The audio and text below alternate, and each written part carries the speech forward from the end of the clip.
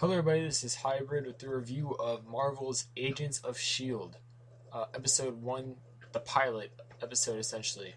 Now, it just premiered. I just finished watching it. I did, write down notes, things like that. So, my first impression thoughts is that this show is really good. I'm just worried it's going to be short lived because the budget and the first episode was very expensive to make, and I'm just afraid as the series progresses, naturally they'll want to do more and more things. Like Arrow's a perfect example. They want to start out relatively small, no powered people or anything like that, and then as you can see in the new season, we're gonna have the Flash and more League of Assassins characters and possibly more superhuman characters, so it's just natural for a TV show to want to expand. Smallville did the same thing. If you couldn't tell, I'm using superhero TV shows as examples. But yeah, Smallville did the same thing. Started off with just Clark Kent in high school. Eventually, we saw more superhero people from Green Arrow, or not Green Arrow really, but from Aquaman to Hawkman to Doctor Fate, etc. So I'm just worried while this show expands, it's going to be too expensive to make. And as we can see, obviously the CGI here isn't movie standard, but I do think they did a pretty good job. And I have to give credit. I thought the pilot was really well done.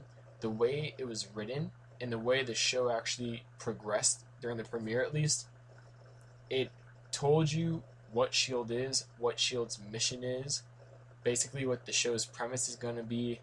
But also at the same time, it really gave us a good look at how the common people feel about all these powered people being around, because for a long time people always thought, hey, humans are the apex predator, we're the top of the food chain.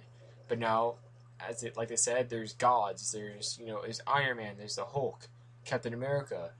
Regular people just don't really cut it anymore per se. So I thought the episode was really good. We got Clark Gregg as Phil Coulson, Ming Na Wen as Agent Melinda May, Brett Dalton as Agent Grant Ward, Chloe Bennett as Skye, Ian Kostiker as Agent Fitz, Elizabeth Henstridge, I think I pronounced that right or wrong, as Agent Simmons, and then we got J. August Richards playing Mike Peterson, we got Colby Smulders playing Maria Hill.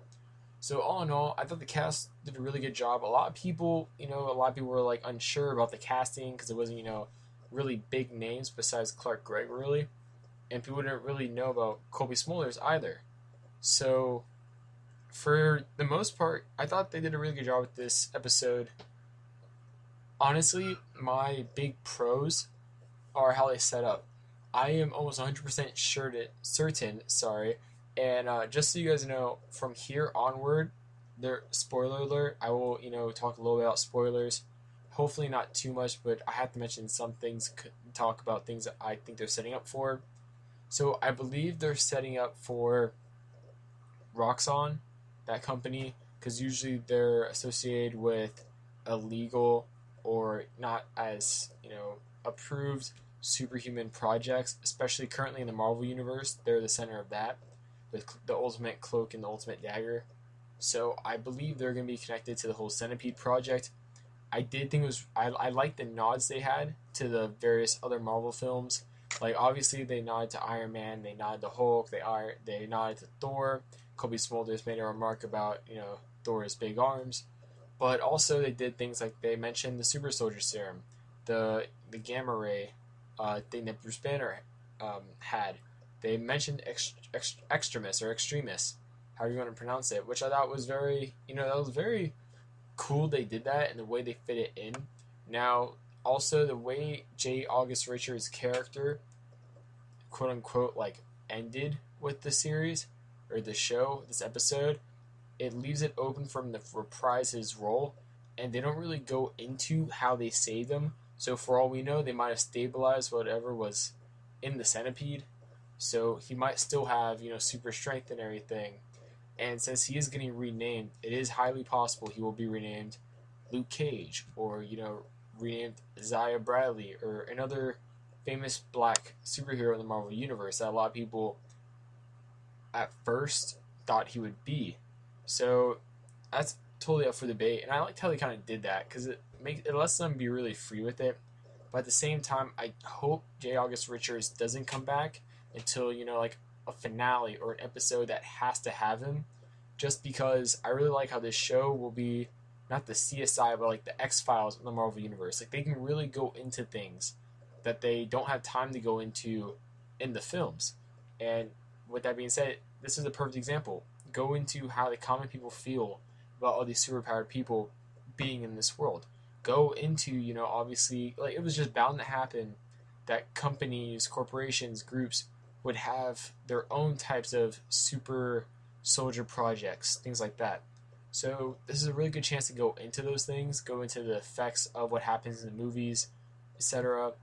And honestly, if I were to give this a grade, I dare say I'd give it a 10 or 9.5. The reason I say or a 9.5 is because the only thing that gets me about this season premiere is that it's just so expensive.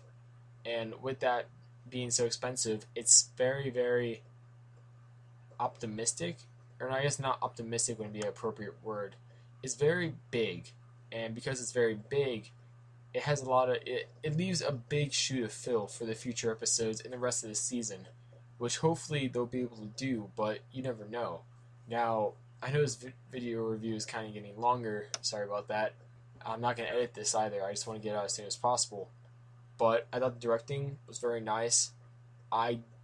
You can really tell Joss Whedon directed this episode because whenever he does fight choreography, he really likes cutting up the camera angles and the scenes.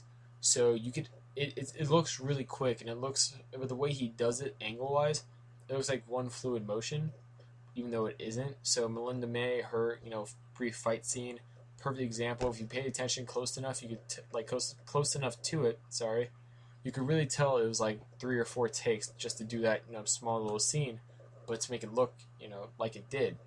Now also, it's quite obvious how they're setting up the relationships. Sky is probably going to be with I can't remember him. I'm just going to call him the alpha male on this show because they made him the masculine character minus the grandma part, but he's obviously going to get together with Sky eventually. They're going to have a relationship. I can see the two British people having a relationship with each other. It's just like the way they set it up, or at least a really good friendship. Now I'm pretty dead certain that the Sky relationship though will be romantic, just the way they set it up. But all in all, I thought it was a really good episode. I personally, just me, I'd give it a 10.